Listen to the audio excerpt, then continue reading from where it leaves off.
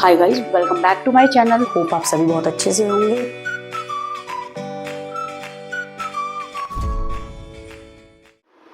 Hi students, welcome back to my channel. Hope आप सभी बहुत अच्छे से होंगे। बेटा, आज हम करने जा रहे हैं प्रिंसिपल ऑफ मैनेजमेंट का पार्ट 2। होपफुली पार्ट 1 आपने पढ़ लिया होगा अच्छे से। आज हम स्टार्ट करने जा रहे हैं पार्ट 2। तो चलिए स्टार्ट करते हैं पार्ट 2। देखिए, पार्ट 2 में आज हम करेंगे आपकी टेक्निक ऑफ साइंटिफिक मैनेजमेंट। और मैंने जैसे कि पहले भी बताया, अगर आप चाहें तो शॉर्ट फॉर्म में इसको लर्न कर सकते हैं, नहीं तो आप हेडिंग वाइज लर्न कर सकते हैं और हेडिंग को भी आगे पीछे लिख सकते हैं अगर आपका प्रोसेस के स्टेप्स ना हो। उसके अलावा कोई भी आपको क्वेश्चन आए, आप उसके अंदर आगे पीछे करके हेडिंग लिख सकते हैं, उसमें कोई प्रॉब्लम नहीं है। अब देखिए, my sister flew from Mumbai to Delhi. उसका फर्स्ट वर्ड लेंगे आप, जो कि है आपका M S F F M T D and M stand for method study, S stand for standardization and simplification, F stand for fatigue study, F stand for functional foremanship, M stand for motion study, T stand for time study and D stand for differential piece weight system। ठीक है बेटा, चलिए अब हम इसको detail में पढ़ते हैं। अब देखिए, टेक्निक ऑफ साइंटिफिक मैनेजमेंट में सबसे पहला है, और बेटा एक याद रखना, technique of scientific management important है, उसको अच्छे से जरूर कर लेना, ये इंपॉर्टेंट है। ठीक है, अब है मेथड स्टडी। अच्छा एक बात बताइए, मेथड का मतलब क्या होता है? The way of doing something, किसी काम को किसी तरह से करना, वो एक मेथड होता है। एक स्ट्रेटेजी ऑप्ट करके अपने गोल तक पहुंचना, that is known as method. लेकिन मेथड स्टडी क्या होता है? Method study involves analysing various ways, जो मैंने आपको बताया, अलग अलग तरीके of doing the job with a view to find out the best possible way of doing a work, ताकि सबसे अच्छा तरीका मिल पाए किसी काम को करने का। Its main objective is to reduce cost of production, ताकि आपकी cost of production without any wastage क्या हो, कम आए, and improving quality of production, यानी क्वालिटी ऑफ प्रोडक्ट बहुत अच्छा है और कॉस्ट क्या हो, कम से कम पैसों में आपका प्रोडक्शन हो सके, गुड्स एंड सर्विसेज बन सके और क्वालिटी ऑफ प्रोडक्ट बहुत अच्छे बन के आ सके। ठीक है बेटा, तो याद रखना मैं क्या चीज बताना चाह रही हूँ आपको, आप याद रखिएगा। मेथड स्टडी के अंदर क्या चीज करना है? मेथड स्टडी के अंदर आपको करना है method study involves analysing various veg. कोई भी पूछे मेथड स्टडी क्या है, काम को करने का एक बेस्ट पॉसिबल वे, समझ रहे हो, काम को कंप्लीट करने का एक बेस्ट पॉसिबल वे जिसके अंदर कॉस्ट तो रिड्यूस होकर के आए प्रोडक्शन की और क्वालिटी ऑफ प्रोडक्ट बहुत अच्छा बन करके आए, that is known as method study. Method study को अच्छी तरीके से करना बेटे। मैं इसका एक एग्जांपल देती हूँ। देखिए, जैसे कि आप बच्चे क्लास 12th में हो, अगर आपको क्या चीज है, आपने कहा है कि मुझे सुबह का टाइम सूट करता है पढ़ाई का, ठीक है, आपके पेरेंट्स के आप शाम को पढ़ लीजिए, ठीक है, सुबह ना ज्यादा जल्दी उठिए, आप शाम को पढ़ लीजिए, लेकिन आपको सूट करता है सुबह का टाइम है, तो आपका बेस्ट स्ट्रैटेजी, आपका बेस्ट प्लान क्या है पढ़ने का, जो कि कहते हैं सुबह का मॉर्निंग टाइम। तो ये क्या चीज है? Best possible way of doing a work, जिससे क्या हो, आपका गोल अचीव हो सके। अगर हम ऑर्गेनाइजेशन की बात करें तो कॉस्ट ऑफ प्रोडक्शन कम करना और क्वालिटी ऑफ प्रोडक्ट बनाना। और अगर क्लास 12th के किसी स्टूडेंट की बात करें, अगर वो मॉर्निंग टाइम में सबसे अच्छी मेथड स्टडी अगर उसकी हो रही है, बेस्ट प्लान है उसके लिए, ये जो वर्क कर रहा है उसके लिए, तो वो किस चीज की स्ट्रैटेजी या किस चीज का मेथड है? बोर्ड एग्जाम में फुल मार्क्स लाने का। ओके, और अगर हम यहाँ की बात करें तो मैंने आपको बता दिया है। अब है नेक्स्ट आपका standardization and simplification of work. देखिए, it refers to the process of setting standard for each business activity. देखिए, हर एक बिजनेस एक्टिविटी के लिए हम कुछ स्टैंडर्ड सेट करते हैं, और स्टैंडर्ड सेट क्या होता है? जैसे फॉर एग्जांपल मेरे पास ये पेन है और मैंने पहले ही जो स्टैंडर्ड सेट करते हैं, याद रखना बेटे, ये वो पहले ही हम सेट करके रखते हैं। ठीक है, हम पहले सेट करके रख सकते हैं कि ये पेन मेरा इस तरह से बन के आएगा, इसकी ये पूरी प्लानिंग कर ली, मुझे इसी स्टैंडर्ड का पेन चाहिए, इसका ब्लैक कलर होना चाहिए, इस क्वालिटी का होना चाहिए, ये पहले हमने स्टैंडर्ड सेट कर दिया। ठीक है, तो ये बात बोल रहे हैं, it refers to the process of setting standard for every business activities to maximise output, ताकि आउटपुट बहुत ज्यादा बन के आए, and making work as simple and possible by eliminating का मतलब होता है removing unnecessary diversity of products, thus resulting in cost saving. देखिए बेटा, standardisation and simplification of work का मतलब ये चीज है, ये वो प्रोसेस होता है जिसके अंदर हम स्टैंडर्ड सेट कर देते हैं, किसके लिए? बिजनेस एक्टिविटी के लिए, ताकि टू मैक्सिमाइज आउटपुट, ताकि हम ज्यादा से ज्यादा आउटपुट बना सके, and making work as simple as possible. ठीक है बेटा, अब पॉसिबल क्या चीज करेंगे, बाय एलिमिनेटिंग। देखिए सपोज करो मैं एक ये बना रही हूँ पेन, उसके साथ में एक डस्टर बना रही हूँ। मेरी पेन की तो बहुत ज्यादा डिमांड है, लेकिन मेरी डस्टर की डिमांड नहीं आ रही है इतनी, तो हम क्या करेंगे, डस्टर को थोड़े टाइम के लिए क्या कर देंगे, possible by eliminating necessary diversity of product. जो अननेसेसरी प्रोडक्ट है उसको हम हटा करके हम ध्यान देंगे इस पेन पे, ताकि कॉस्ट ऑफ प्रोडक्शन बहुत अच्छी हो और रिजल्टिंग इन कॉस्ट सेविंग। ताकि क्या चीज हो, रिजल्ट क्या हो, कॉस्ट सेविंग। अननेसेसरी अगर हम ये डस्टर पे भी सॉरी कि अगर हम पैसा लगाएंगे तो इसके रॉ मटेरियल पे ये बन के तैयार होगा, सब पे पैसा होगा, तो कॉस्ट सेव करने के लिए हम ध्यान देंगे इस पेन पे, और हम ये पेन को और अच्छा स्टैंडर्डाइज वाला गुड्स, अच्छी क्वालिटी का गुड्स एंड सर्विसेज बना करके देंगे, ये पेन बनाएंगे जिससे कॉस्ट भी सेव हो और हमारा वर्क क्या हो जाए, एज इजी एज पॉसिबल। ठीक है, नेक्स्ट देखिए, नेक्स्ट है आपका फटीग स्टडी। देखिए फटीग स्टडी क्या चीज होती है, fatigue study seeks to determine the amount and frequency of rest interval. अब बहुत ध्यान से सुनना बेटा, जो आपकी फटीग स्टडी है वो क्या चीज होता है, रेस्ट इंटरवल कितना आपके स्टाफ मेंबर ने, जो काम कर रहे हैं स्टाफ ने कितना टाइम लिया है रेस्ट करने का ड्यूरिंग वर्क आवर्स, ड्यूरिंग जब वो काम कर रहे हैं या कोई टास्क कंप्लीट कर रहे हैं उसमें कितना रेस्ट इंटरवल लिया। तो इस स्टडी के अंदर क्या करते हैं, it seeks to determine the amount and frequency of rest interval required in completing a task. एक टास्क को कंप्लीट करने के लिए, सपोज ये पेन बना रहे हैं और इस पेन को बनाने के लिए पूरे दिन के अंदर ये बात बोल रहे हैं कितनी बार एम्प्लॉय ने कितना फ्रीक्वेंसी ऑफ रेस्ट इंटरवल लिया। A person is bound to feel tired if he work without rest interval for a longer period of time. लेकिन अगर एम्प्लॉय काम ही करता रहेगा, कोई रेस्ट नहीं लेगा, तो उससे क्या होगा, उसकी तबीयत खराब होगी और वो जो काम कंप्लीट करना है वो और दुगने टाइम में कंप्लीट करेगा अगर वो बीमार पड़ गया। तो कहने का मतलब ये है, a person is bound to feel tired, एक पर्सन टायर्ड हो जाता है if he works without any rest intervals. तो रेस्ट इंटरवल तो लेने की, ब्रेक लेने की जरूरत होती है। जैसे फॉर एग्जाम्पल आप क्लास 12th में है या क्लास आप कोई सी भी क्लास में है, तो आप देखते हैं आपको एक लंच ब्रेक दिया जाता है। वो लंच ब्रेक किस लिए होता है, क्योंकि कंटिन्यूसली तो कोई बच्चा नहीं पढ़ सकता ना, बिकॉज उसकी टायर्डनेस को हटाने के लिए और कुछ मील खाने के लिए एक लंच होता है। सेम ऐसे ही कोई भी ऑर्गेनाइजेशन के अंदर टास्क को कंप्लीट करने के लिए क्या लेगा, ब्रेक तो लेगा ही लेगा, क्योंकि अगर वो ब्रेक नहीं लेगा तो वो टायर्ड फील करेगा और वो बीमार पड़ जाएगा। ठीक है, और गोल अचीव नहीं हो पाएगा। तो फटीग स्टडी के अंदर बस हम ये चेक करते हैं, आप ये याद रखना, fatigue study seeks to determine the amount of frequency of rest interval, की कितना अमाउंट ऑफ रेस्ट इंटरवल उसने लिया है while completing a task. A person is bound to feel tired, क्योंकि पर्सन टायर्ड फील करता है, ऑफ कोर्स आपका क्या लेगा, रेस्ट इंटरवल तो लेगा ही लेगा। तो ये क्या होता है आपकी फटीग स्टडी। नेक्स्ट पे आ जाइए, फंक्शनल फोरमैनशिप, जो कि बहुत इंपॉर्टेंट है, याद रखना बेटा। ठीक है, फंक्शनल फोरमैनशिप क्या है, it is an extension of principle of division of work and specialisation to the shop floor. देखिए बेटा, मैं आपको एक बार बता देती हूँ, principle of division of work क्या होता है। डिवीजन ऑफ वर्क का मतलब होता है वर्क को डिवाइड कर देना।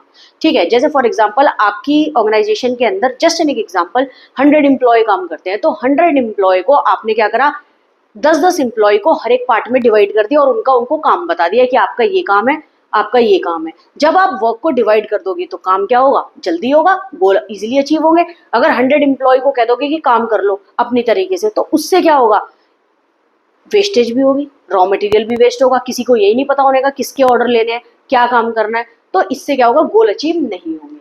तो बोल रहे हैं, और स्पेशलाइजेशन कहने का मतलब है वर्क में स्पेशलिस्ट होने के लिए भी हमें वर्क को डिवाइड करना पड़ता है। किस वजह से लिए, ये अगर एक काम को वर्कर बार बार करता रहेगा तो उसमें वो स्पेशल हो जाएगा, और क्या चीज हो जाएगा, आपके गोल भी अच्छे टाइम पे और कम कॉस्ट पे कंप्लीट हो जाएंगे। ठीक है, तो each worker is suppose to take order from 8 foreman. अब बहुत ध्यान से सुनना, फंक्शनल फोरमैनशिप के अंदर ये बात बोल रहे हैं, it is an extension of principle of division, जिसमें वर्क को डिवाइड कर दिया जाता है ताकि एम्प्लॉय और स्पेशलिस्ट हो और काम जल्दी कंप्लीट हो जाए।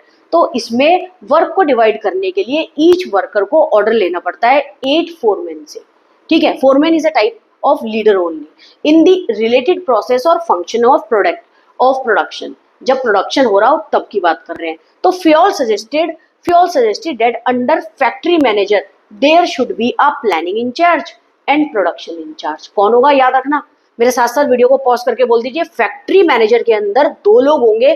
फ्योल ने ये सजेस्ट करा था जो काम करेंगे वो कौन है, प्लानिंग इंचार्ज और production incharge. Under planning incharge कौन होगा, he has placed 4 personnel, personnel होता है आपका स्टाफ।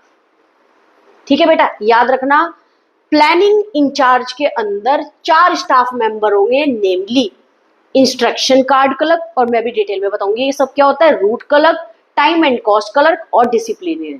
ठीक है, अब प्रोडक्शन इंचार्ज आया। अब प्रोडक्शन इंचार्ज के अंदर भी 4 स्टाफ मेंबर होंगे। ठीक है, पर्सोनल का मतलब स्टाफ होता है, speed boss, gang boss, repair boss और इंस्पेक्टर।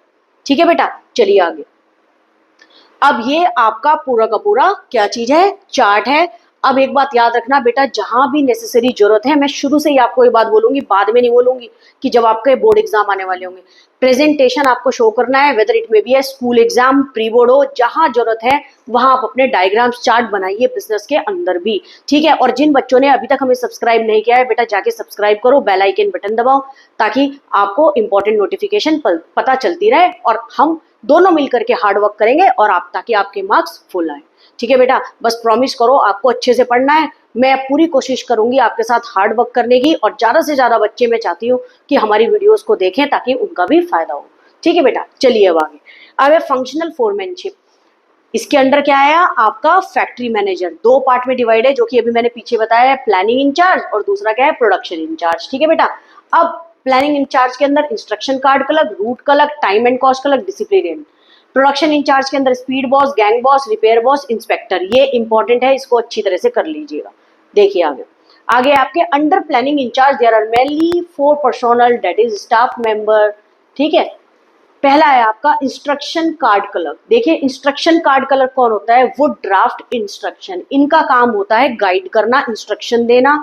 ठीक है सॉरी, वर्कर्स को क्या करना, इंस्ट्रक्शन देना कि किस तरह से काम करना है। ये किसका काम है, इंस्ट्रक्शन कार्ड क्लर्क का, इंस्ट्रक्शन प्रोवाइड करना। अब आया आपका रूट क्लर्क। रूट क्लर्क का काम क्या है, specify the route of production, किस तरह से, किस रूट से प्रोडक्शन करना है, converting raw material into finish good, किस रूट से, किस रास्ते से क्या चीज करना है, प्रोडक्शन करना है, converting raw material into finish goods. ठीक है, फिर है आपका time and cost clerk. Time and cost clerk prepare time and cost sheet, कितने टाइम में और कितनी कॉस्ट में गुड्स एंड सर्विसेज बना है। ये पेन है, इसे कितना टाइम लगा बनने में और इसकी कितनी कॉस्ट है, वो किस में होगा, टाइम एंड कॉस्ट क्लर्क का काम है ये चेक करना। डिसिप्लिनरी, डिसिप्लिनरी ये इंश्योर करेगा, ये श्योरिटी प्रोवाइड करेगा कि हमारी ऑर्गेनाइजेशन के अंदर डिसिप्लिन बना रहे among the workers without any disturbance, ताकि कोऑर्डिनेशन बना रहे, ताकि क्या हो, ऑर्गेनाइजेशन गोल अच्छे से अचीव हो। बहुत इजी है बेटा, इन चारों को अच्छे से पढ़ के कर लेना। फिर है अंडर प्रोडक्शन इंचार्ज। अब देखिए प्रोडक्शन इंचार्ज के अंदर भाई 4 स्टाफ मेंबर हैं, वो कौन है, ठीक है, 4 एम्प्लॉयज हैं, नेमली एम्प्लॉयज समझ गए ना, वर्कर से ऊपर जो काम बताएंगे उन्हें। ठीक है, स्पीड बॉस। स्पीड बॉस का काम क्या है, स्पीड बॉस इज रिस्पॉन्सिबल, बेटा आप खुद से लिख लेना यहाँ, speed boss is responsible for timely and accurate completion of job. कितने टाइम में एक्यूरेट कंप्लीट हुई है जॉब, कितना टाइम लिया किसी जॉब को कंप्लीट करने के लिए, वो किसका काम होगा, स्पीड बॉस का चेक करना। नेक्स्ट है आपका गैंग बॉस। उसका काम क्या है, गैंग बॉस का keeping machine and tools etcetera ready for operation by workers. देखिए बेटा गैंग बॉस का काम ये है कि मशीन्स और टूल्स को रेडी रखना, किस चीज के लिए, वर्कर्स के लिए, ताकि वो कन्वर्ट कर सके raw material into finish goods. Operation का मतलब ये होता है बिजनेस एक्टिविटीज को आगे बढ़ाना, converting raw material into finish goods. अब आया आपका रिपेयर बॉस।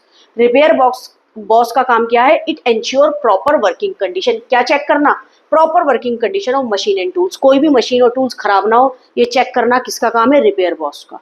अगर कोई रिपेयर मांगेगा तो क्या चीज होगा, कोई भी मशीन को रिपेयर करना होगा तो वो कौन देखेगा, रिपेयर बॉस, जो उसका काम होगा। पहले से ही चेक करके रखेगा कि मशीन और टूल सारे प्रॉपर कंडीशन में है और काम कर रहे हैं या नहीं। ठीक है, अब आया इंस्पेक्टर। अब इंस्पेक्टर क्या चीज होता है, it check the quality of work. देखिए बेटा ये वो पुलिसमैन नहीं है इंस्पेक्टर, ये इंस्पेक्टर है आपकी ऑर्गेनाइजेशन के अंदर जो चेक करेगा क्वालिटी ऑफ वर्क, कि किस स्टैंडर्ड किस क्वालिटी का आपने ये पेन बनाया। एक एग्जांपल दिया है मैंने, ठीक है, कि ये जस्ट एक एग्जांपल है कि ये पेन है, सपोज करो कि ये किस क्वालिटी का बन के आया है, कि आपने स्टैंडर्ड पहले सेट कर रखा होगा कि उस क्वालिटी का बन के आया है या नहीं, वो चेक करेगा आपका इंस्पेक्टर। बहुत इंपॉर्टेंट है, इसको अच्छे से कर लेना। नेक्स्ट देखिए, नेक्स्ट है आपका मोशन स्टडी। देखिए मोशन स्टडी क्या होता है, motion study refers to the study of movement. जहां मोशन वहां मूवमेंट्स, याद रखना, M for motion study and M for movement study. Motion of study refers to the study of movements like lifting, bending, climbing stairs, यानी किसी के movement को क्या करना, मोशन स्टडी के अंदर ये चेक करना कि कितनी बार उसने कुछ भी लिफ्ट किया है, बेंड किया है, ठीक है, झुका है, कितनी बार उसने क्लाइंब करे स्टेयर्स जीने, which are undertaken while doing a typical job, जब कोई टिपिकल जॉब करता है, सो दैट अननेसेसरी और वेस्टफुल मूवमेंट में बी एलिमिनेटेड। ताकि देखो क्या होता है ऑर्गेनाइजेशन के अंदर बेटा, वर्कर्स को चेक करना पड़ता है और उनके मूवमेंट को कैच करना पड़ता है, चेक करना पड़ता है कि ऐसा ना हो कि लंच टाइम दिया और उसके बाद भी 4 वर्कर खड़े हुए वहां पर आपस में बातें कर रहे हैं, कोई अननेसेसरी मूवमेंट कर रहा है, ठीक है, कोई फोन पे लगा हुआ है, तो उससे क्या होगा, वेस्टेज ऑफ टाइम होगा, ठीक है। तो अननेसेसरी वेस्टफुल मूवमेंट को हटाने के लिए may be eliminated and work can be performed with the least possible efforts, ताकि कम से कम एफर्ट से अच्छा काम हो सके और गोल अचीव हो सके। तो मोशन स्टडी के अंदर ये चेक करना कि movements like lifting, bending, climbing stairs which are undertaken while doing a typical job, जब कोई typical job कर रहा है, क्यों, किस वजह से, बिकॉज अननेसेसरी और वेस्टफुल मूवमेंट को एलिमिनेट कर सके, हटा सके, and work can be performed with the least possible efforts, कि वर्क हम सबसे लीस्ट पॉसिबल एफर्ट से लगा सके, अननेसेसरी वेस्टफुल एफर्ट ना लगाएं। अब टाइम स्टडी के टाइम मेथड में देखिए, टाइम मेथड में हम क्या चीज करते हैं, time study is a technique which is use to measure the standard time that may be taken. इसका नाम याद रखना, स्टैंडर्ड टाइम। कोई भी पूछे टाइम मेथड क्या है, टाइम मेथड क्या है, टाइम स्टडी किसका, स्टैंडर्ड टाइम चेक करना that may be taken by a workers of reasonable skills and ability to complete a work. Ability, कितनी क्षमता है उनके अंदर कि वो किसी काम को, किसी टास्क को कंप्लीट कर रहे हैं। तो टाइम स्टडी के अंदर स्टैंडर्ड टाइम चेक करा जाता है, जिसके अंदर ये देखा जाता है वर्कर्स ने कितनी स्किल्स और एबिलिटी लगाकर, अपनी क्षमता लगाकर, कितनी स्किल्स अपनी लगा करके किसी टास्क को कंप्लीट करा है, किसी वर्क को कंप्लीट करा है, उसको बोलते हैं हम टाइम स्टडी। कितनी टाइम लिया किसी काम को कंप्लीट करने में। नेक्स्ट है आपका डिफरेंशियल पीस वेज सिस्टम। अब देखिए, इन ऑर्डर टू रिवॉर्ड, ठीक है, in order to reward efficient worker and motivate inefficient worker to perform better. देखिए बेटा, फॉर एग्जाम्पल मैं इससे बताती हूँ डिफरेंशियल पीस वेज सिस्टम, बहुत ध्यान से सुनना। जैसे आप अपने स्कूल के अंदर हैं और आप क्लास 12th में या क्लास 11th या क्लास 12th का स्टूडेंट हो, और आप स्कूल के एग्जाम में सपोज करो हाफ ईयरली में फर्स्ट पोजीशन पे आए, तो इन रिवॉर्ड आपको क्या दिया गया, रिवॉर्ड मिला है मेडल, आपको मेडल दिया गया या एक कोई सर्टिफिकेट दिया गया, इससे आप मोटिवेट होंगे। और जो वर्कर इनएफिशिएंट वर्कर थे या जो स्लो लर्नर थे, जो आपकी क्लास के अंदर फेल हुए हैं, उन बच्चों को मोटिवेट करा गया है ताकि वो अगली बार और अच्छे नंबर लेके आ सके। तो जो फर्स्ट आया है उसको मोटिवेट करने के लिए रिवॉर्ड दिया गया है in the form of medal और सर्टिफिकेट, और जो बच्चे फेल हुए हैं या कम मार्क्स आए हैं उनको मोटिवेट करा गया है ताकि वो अच्छे मार्क्स लेकर के आ सके। अब आ जाइए ऑर्गेनाइजेशन के अंदर, in order to reward efficient, जिनका काम बहुत अच्छा है उनको रिवॉर्ड करने के लिए, and motivate inefficient worker to perform better. This technique was suggested by F.W. Taylor. याद रखना, ठीक है, F.W. टेलर ने ये टेक्निक सजेस्ट करी थी due to different rates for different set of workers. देखिए, वेज जो बहुत अच्छा काम कर रहे होंगे उनको वेजेस यानी सैलरी अलग दी जाएगी, जिसका काम अच्छा होगा। जो थोड़े इनएफिशिएंट होंगे उनको थोड़ी कम वेजेस दी जाएगी, सैलरी। तो ये बात बोल रहे due to different rates of different set of workers it is known as differential wage system, यानी डिफरेंट सैलरी सिस्टम, यानी हर वर्कर को अलग पैसा देना। जो बहुत अच्छा है, एफिशिएंट वर्कर है, उनको अलग पैसा देना, उस सैलरी के ऊपर रिवॉर्ड रख के देना। जो इनएफिशिएंट है उसको थोड़ी कम सैलरी देना, ताकि वो और मोटिवेट हो, उनको मोटिवेट करना। अगर वो इनएफिशिएंट वर्कर है उनको मोटिवेट करना कि वो अगली बार और अच्छा परफॉर्म करे। ठीक है बेटा, चलिए आगे देखें। आगे आया अब आपका importance of principle of management. देखिए, importance of principle of management में सबसे पहला क्या है, provide useful insight to managers. Principle of manager provide an opportunity to the manager. Insight होता है एक रास्ता दिखाना, एक अपॉर्चुनिटी प्रोवाइड करना। तो प्रोवाइड करते हैं मैनेजर को इसमें यूजफुल अपॉर्चुनिटी। तो principle of management provide an opportunity to the managers to understand problems and situations well and also suggest suitable solution to it. देखिए importance of principle of management के अंदर ये manager को एक opportunity provide करी जाती है, किस चीज के लिए, to understand the problem and situation well, ताकि प्रॉब्लम और सिचुएशन को अच्छी तरह से समझ सके एंड सजेशन प्रोवाइड कर सके उस प्रॉब्लम को सॉल्व करने का। तो ये एक अपॉर्चुनिटी किसके लिए होती है, मैनेजर के लिए। नेक्स्ट है best and optimum utilisation of resources. Optimum का मतलब होता है बेटा प्रॉपर, ठीक है, यूटिलाइजेशन का मतलब होता है यूज, रिसोर्सेज का मतलब है रॉ मटेरियल, ठीक है। तो इसके अंदर क्या है, best and proper use of raw material.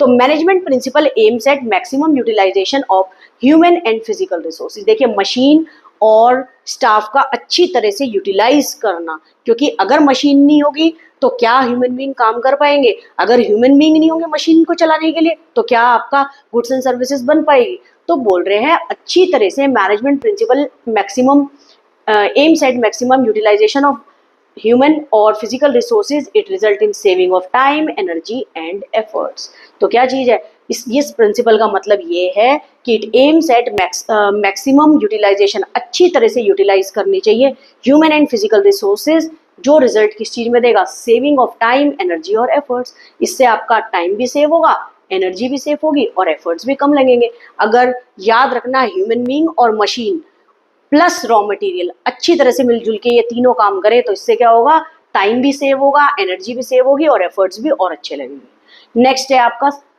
Scientific decision. The principle of management provide necessary training to the manager. देखिए साइंटिफिक डिसीजन का मतलब है ट्रेनिंग प्रोवाइड करी जाती है मैनेजर को, so that they can take balance decision, ताकि वो ऑर्गेनाइजेशन के अंदर बैलेंस डिसीजन ले सके और गोल अच्छी तरह से and efficiently and effectively achieve हो सके। बस ये लाइन आपको याद रखनी है, so that the goal of an organisation can be achieved efficiently and effectively. याद रखना, ये एंड तक आपके काम आएगी।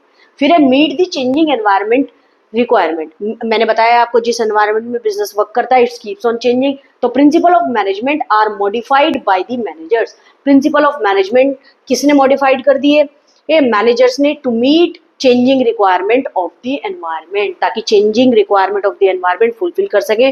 दस manager cope up with the changing environment, ताकि मैनेजर जो चैलेंजिंग सिचुएशन आ रही है उससे बाहर आ सके, उसको और अच्छे से हैंडल कर सके, ताकि ऑर्गेनाइजेशन गोल, वही line, so that the goal of an organisation can be achieved efficiently and effectively. Okay बेटा, याद रखना उस लाइन को, तो आप कहीं भी दो लाइनें लिख के आप उसको लगा सकते हो, ठीक है। फिर है fulfilling social responsibility. Fulfilling social का मतलब होता है society.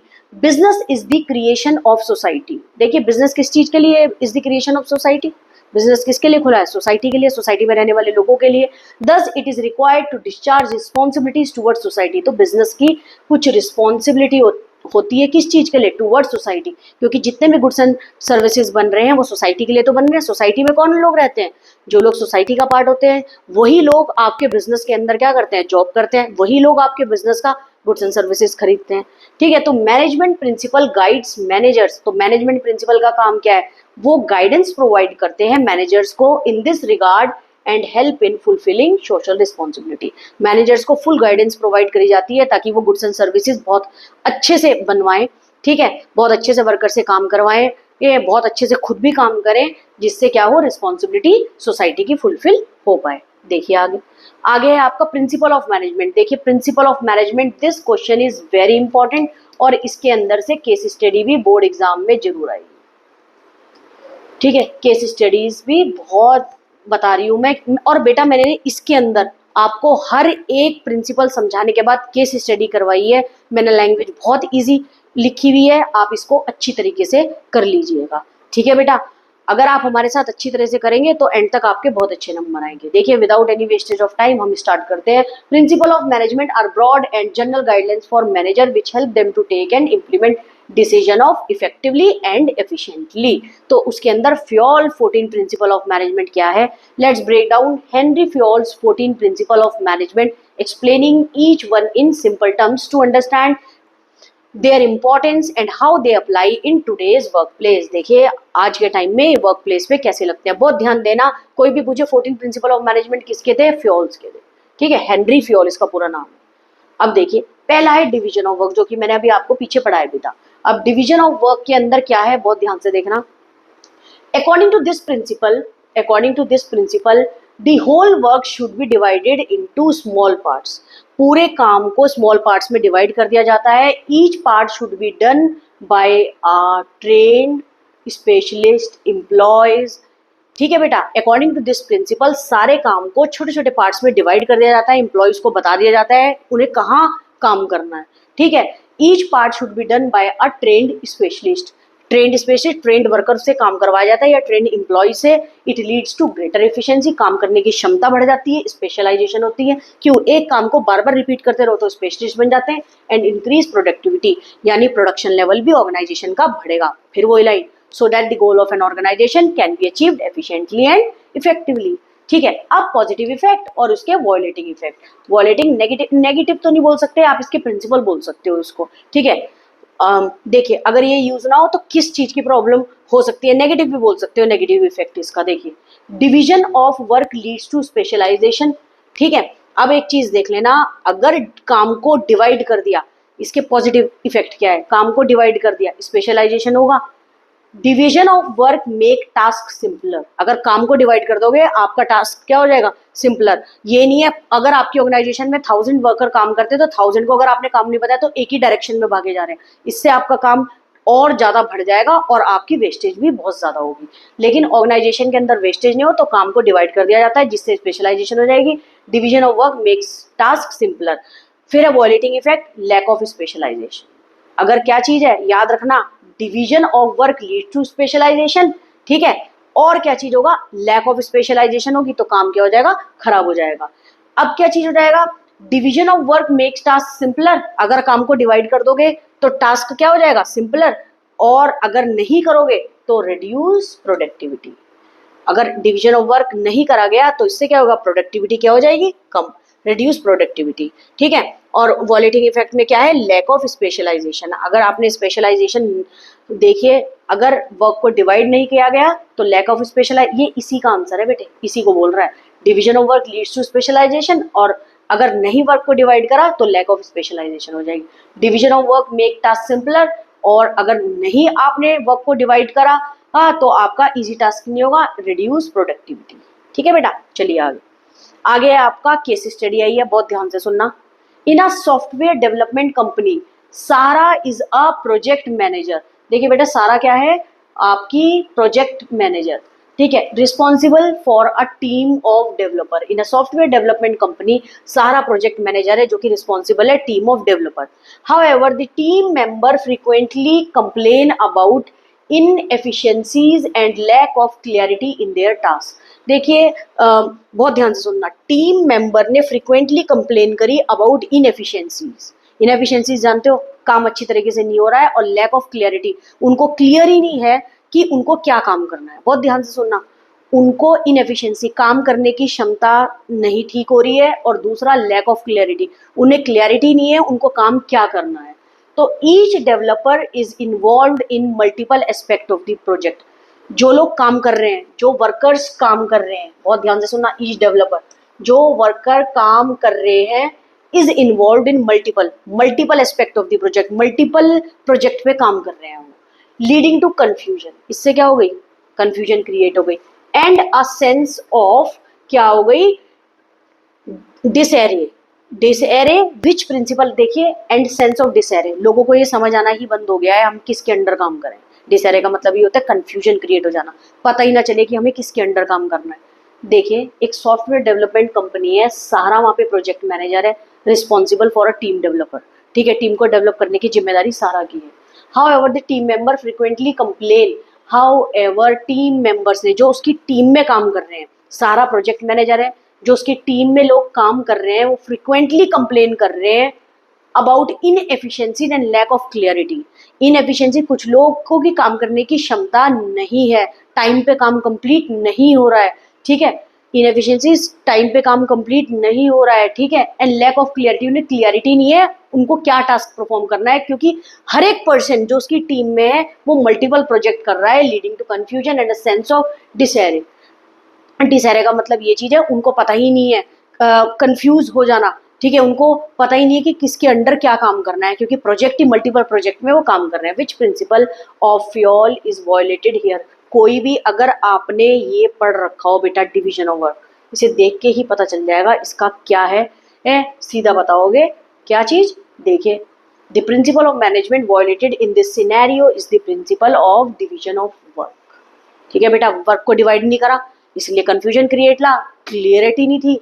This principle suggested task should be broken down into the smaller specialized component, जो मैंने आपको बताया भी था। Allowing individual to focus on specific responsibilities, हर एक बंदे को अपनी रिस्पॉन्सिबिलिटीज पता होनी चाहिए थी, and becomes expert in their respective domains, ताकि वो एक्सपर्ट रहे अपने काम में, जो उसको काम दिया गया है, अपना खुद का शेल जिसको बोलते हैं, अपने खुद का डोमेन। ओके, बहुत ईजी है, इसको अच्छी तरीके से कर लेना बेटे। ठीक है, मैंने हर एक आपको जो प्रिंसिपल है उसके बाद केस स्टडी करवाई हुई, हर एक प्रिंसिपल समझाने के बाद बेटा बहुत ईजी लैंग्वेज में इन नोट्स को मैं जल्दी टेलीग्राम पे डालूंगी, आप वहां से भी डाउनलोड कर लीजिएगा। ठीक है, नेक्स्ट देखें, authority and responsibility. Authority means the power to take decisions. ठीक है, अथॉरिटी का मतलब क्या होता है, बहुत ध्यान से सुनिएगा, power to take decision. Authority का मतलब होता है, मैं यहाँ अंडरलाइन कर रही हूँ, power to take decisions. Whereas responsibility का मतलब क्या होता है, obligation to complete the job assigned on time. अगर किसी पर्सन को आपने अथॉरिटी दी है, पावर दी है काम करने की, तो वो ही रिस्पॉन्सिबल होगा उस काम के लिए, याद रखना। जैसे फॉर एग्जाम्पल आपकी मम्मी आपको बोले कि जाओ मार्केट जाओ और वहां से 1 kg राइस लेके आओ, तो आपको ये कहा गया है 1 kg राइस लेके, आपको ये पावर दी है कि जाओ भाई स्कूटर चला के, वैसे ना देते हो आपको, स्कूटी दी है एक्टिवा पे जाइए 1 kg राइस लेकर के आइए। अब आपकी रिस्पॉन्सिबिलिटी है उस राइस को लेकर के आने की, क्योंकि सपोज करो आपकी मम्मी ने कहा 12 बजे तक चावल ला करके दे देना, और आपका रिस्पॉन्सिबिलिटी इस चीज की होगी, नहीं तो खाना नहीं बनेगा। आपको पार दी किस चीज की, स्कूटर चलाओ, वैसे नहीं चलाने दें कि जाओ लेकर के आओ। ठीक है बेटा, और हम ये भी कह सकते हैं कि आपके फादर और मदर, सपोज करो पेरेंट्स घर पे नहीं है और आपका छोटा भाई है, तो आपको पार दिए पूरे घर की रिस्पॉन्सिबिलिटी लेने की, वरना तो पार किसके हाथ में है, आपके पापा या मम्मी के। तो उसके बाद आपकी रिस्पॉन्सिबिलिटी उस छोटे भाई को संभालने की। समझ रहे हो ये चीज। सेम ऑर्गेनाइजेशन के अंदर अगर किसी को पार दी जाती है डिसीजन लेने की, तो वो ही रिस्पॉन्सिबल होगा किसी जॉब असाइंड को, जो उसे काम दिया गया है। ठीक है, कि कंप्लीट हो जाए वो job to the assigned time. According to this principle, authority and responsibility should go in hand. It means that when a particular work, he should be given sufficient authority to discharge his responsibility as well. ये बात बोल रहे हैं, according to this principle, authority और responsibility should go in hand. कहने का मतलब है जिसको authority, जिसको पावर दी है, वो ही रिस्पॉन्सिबल होना चाहिए काम को कंप्लीट करने का। तो ये क्या है, should go in hand, authority भी और रिस्पॉन्सिबिलिटी दोनों ही एक बंदे के हाथ में होनी चाहिए। It means that when a particular work, अगर कोई पर्टिकुलर वर्क दिया गया है, ही शुड बी गिवन, तो पर्टिकुलर वर्क काम करने के लिए दिया है उसको, तो he should be given sufficient authority to discharge his responsibility as well. तो उसको इतनी पावर देनी चाहिए कि वो अपनी रिस्पॉन्सिबिलिटी के साथ अच्छे से काम कर सके। यानी कहने का मतलब है, अगर पर्टिकुलर वर्क को कंप्लीट कराना है तो उसको आपको क्या अथॉरिटी भी देनी पड़ेगी काम कराने की। आगे देखें, आगे है आपका positive effect, boost up the moral of employees. अगर आप एम्प्लॉयज को क्या करोगे, बहुत ध्यान से सुनना, अथॉरिटी दोगे, तो इससे क्या होगा, उनका मोरल मोटिवेट होंगे और ज्यादा अच्छा होगा। तो इफ अथॉरिटी, वॉलेटिंग इफेक्ट में देखिए, इफ अथॉरिटी इज लेस, अगर पावर कम है, ठीक है बेटा, अगर पावर कम है, अगर पावर कम है ऑर्गेनाइजेशन के अंदर, this subordinate will not be able to perform his duty as well. अगर आप रिस्पॉन्सिबिलिटी दे दोगे विदाउट एनी पावर, तो क्या होगा, will not be able to perform his duty as well. Second देखिए, building up loyalty and creates congenial environment. ये होता है, देखिए, एक लॉयलिटी से भरा एनवायरनमेंट क्रिएट हो जाता है। यानी क्या चीज होगा, अगर आप किसी को एम्प्लॉय को पार देंगे काम करने को, तो रिस्पॉन्सिबल भी होगा, इससे उसे क्या लगेगा, वो आपके ऑर्गेनाइजेशन के प्रति क्या होगा, लॉयल। देखिए, if the subordinate is given excess authority, he may misuse the authority. ये लास्ट वाला का पॉइंट है, लेकिन आप याद रखना, बिल्डअप लॉयलिटी, इससे ये पूरा एक ही पॉइंट है आपका, build up morale of the employees भी बढ़ेगा, builds up loyalty and creates congenial environment, एक अच्छा एनवायरनमेंट क्रिएट हो जाएगा। थर्ड देखिए, reduce necessary delays in work. देखिए, reduce necessary delays in work, आपका काम में देरी नहीं होगी। आपने क्या चीज करा, किसी को पार दी, रिस्पॉन्सिबिलिटी भी दी, मोरल ऑफ एम्प्लॉय बढ़ा, लॉयलिटी क्रिएट हुई, अच्छा एनवायरनमेंट क्रिएट हुआ, और काम में देरी नहीं हुई। अब वॉलेटिंग इफेक्ट में, if authority is less, the subordinate will not be able to perform his duty as well. अगर पावर उसके पास नहीं होगी तो सबॉर्डिनेट अपनी ड्यूटी को अच्छी तरह से नहीं कर पाएगा। If the subordinate is given excess authority, लेकिन अगर सबॉर्डिनेट को एक्सेस अथॉरिटी दे दी तो ही में मिसयूज हिज अथॉरिटी, तो वो मिसयूज भी कर सकता है, वो पावर का मिसयूज भी कर सकता है, जिसमें ऑर्गेनाइजेशनल गोल अचीव नहीं होंगे। आगे देखें, आ जाइए भाई केस स्टडी में। केस स्टडी के अंदर अब हम करेंगे, लास्ट लाइन पहले पढ़े, which principle of Fayol is violated here by organisation. देखिए कौन सा प्रिंसिपल ऑफ मैनेजमेंट यहाँ पे यूज होगा, पढ़ते हैं। Mohan works on the floor of a mall. देखिए मोहन काम कर रहा है floor of a mall as a manager. He is very hard working but he is unable to produce result for his organization. His target for last month was a sale of 10 lakh rupees from his floor. 10 lakh रुपए उसको कमाने थे अपने floor से। However, by the end of the month, the sale was only 8 lakh rupees. 2 lakh अभी भी कम रह गए। He is very regular and takes all the necessary steps to complete the target. However, his staff is not as competent as he himself. Competent होता है intelligent, जो work को काम बिल्कुल ईमानदारी से करे और वर्क को अच्छे टाइम पे कंप्लीट करे, लेकिन उसका स्टाफ कॉम्पिटेंट नहीं था, ठीक है, as he himself is. When he tries to take action against disobedient, देखिए बेटा जो उसको ओबे ना कर रहा हो, जो रूल्स एंड रेगुलेशन नहीं फॉलो कर रहा है, जब उसके अगेंस्ट वो एक्शन लेने के लिए लगा मोहन, तो क्या हुआ, the top management does not allow him to do so, यानी मोहन को पावर नहीं दी गई, ठीक है। तो टॉप मैनेजमेंट ने मोहन को पावर नहीं दी, ठीक है। तो जिससे क्या हुआ, they haven't given him the power, यानी ये पावर नहीं दी गई टू फायर एम्प्लॉयज और टेक एनी स्ट्रिक्ट एक्शन। या तो एम्प्लॉयज को फायर जलाने वाला नहीं कि एम्प्लॉयज को जला दो बेटा, इसका मतलब है एम्प्लॉयज को या तो बाहर निकाल दो, फायर का मतलब है बाहर निकाल दो, ऑर्गेनाइजेशन से, काम से निकाल दो, या स्ट्रिक्ट एक्शन ले लो अगेंस्ट देम। तो विच प्रिंसिपल, सीधा देख लो, जहां पावर नहीं दी तो उससे क्या हो जाएगा, अगर खाली रिस्पॉन्सिबिलिटी दे दी 10 लाख रुपए कमाने हैं मोहन को फ्लोर से, चाहे उसके एम्प्लॉयज काम नहीं कर रहे हैं, उसके रूल्स एंड रेगुलेशन फॉलो नहीं कर रहे हैं, डिसिप्लिन में नहीं है, तो इससे क्या होगा, ऑर्गेनाइजेशन गोल अचीव नहीं होगा। तो दी principle of fuel which is violated here is authority and responsibility. The amount of responsibility put on the shoulder of the floor manager is not in proportion to the amount of authority given to him. He cannot take any strict action against his subordinate. ठीक है बेटा, ये कोई action नहीं ले सकते against his subordinate, तो इससे क्या होगा, ये अथॉरिटी और रिस्पॉन्सिबिलिटी। ठीक है बेटा, इसको अच्छे से कर लेना बेटा। नेक्स्ट आपकी हम करेंगे पार्ट 3rd और 4th, मुझे कंफ्यूजन हो गया, ये हमने आज पार्ट करा था अपना 2nd, अब हम नेक्स्ट 3rd पार्ट करेंगे नेक्स्ट वीडियो में। टिल देन इन वीडियो को बहुत अच्छी तरह से देखना और बहुत अच्छी तरह से अपने नोट्स प्रिपेयर कर लीजिए। मैं बाकी टेलीग्राम पे ये नोट्स डाल दूंगी, आप वहां से डाउनलोड भी कर सकते हो, लेकिन अपनी कॉपी बना लीजिए और पढ़ना और सब्सक्राइब करना मत भूलना, अपने फ्रेंड्स को भी बताइए। Thank you so much.